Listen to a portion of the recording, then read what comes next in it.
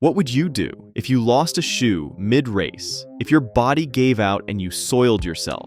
If millions of eyes were watching as you suffered the most humiliating moment of your life? Would you keep running? Would you push through the shame or just give up? Well, Chris Robinson didn't stop, because during the 400-meter hurdles at the 2025 Golden Spike meet, his penis slipped out of his compression shorts on live television in front of a roaring crowd while clearing hurdles at full speed. But instead of panicking, he kept going, adjusting himself mid-race, hurdling with one hand, and still crossed the line first in 48.05 seconds. What makes it even crazier is that he almost ran the fastest race of his life. The 48.05 was just 1/10 of a second shy of his personal best, all while literally holding himself together. Now, not everyone can turn a wardrobe disaster into a victory lap like Robinson did. Back in 2022, at the Under-20 World Championships in Cali, Alberto Nonino lined up for the 400 meters, fifth event of the decathlon. He'd placed well in the opening events, long jump, high jump, hurdles, and was starting to build some momentum. But instead of a breakout performance, he broke something else: his focus. Mid-race, his shorts couldn't hold the line, and his junk kept slipping out. Over and over again, he reached down to fix the shorts. As a result, he finished last in 51.57 seconds. Not the slowest lap in history, but definitely awkward enough to go viral for all the wrong reasons. Now, if you thought that was hard to recover from, let's talk about Johan Denise, because unlike Nonino, this wasn't a rising teen in a junior race. This was a world record holder, the favorite, leading the Olympic 50-kilometer race walk in Rio, until his body turned on him. Just 15 kilometers in, Denise started cramping, bad. Then came the worst-case scenario: gastrointestinal failure. He soiled himself, right there and then, in front of the world. It dripped down his legs. The cameras caught everything, and yet, he didn't stop.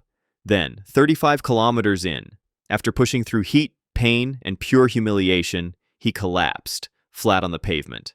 But he was not yet done. Denise got back up and finished the race. 3 hours, 46 minutes. No medal, but not everyone would even have finished that hell of a race. Just 7th place, and a level of grit most athletes never tap into.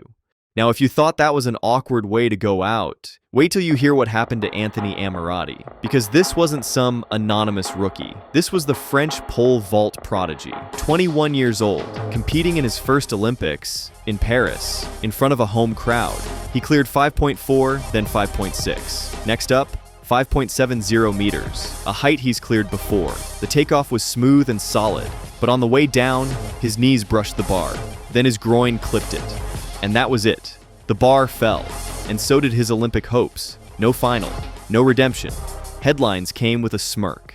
And for a day, Amirati wasn't trending for the height he cleared, but for where the bar landed. Even an adult site tried to cash in, offering him $250,000 to appear on camera. But he ignored it, of course. But Amirati? He took it like a pro, later joking that it was more buzz for the package than the performance. It was brutal, embarrassing, and still kind of admirable, because for one surreal moment, a vaulting mishap became the most talked about thing in track and field. But if there's one thing sport always saves for last, it's the story of the athlete who loses something early and still finds a way to finish strong. 200 meters in, Conseslus Kipruto's shoe was gone, and the rest of the race was still ahead.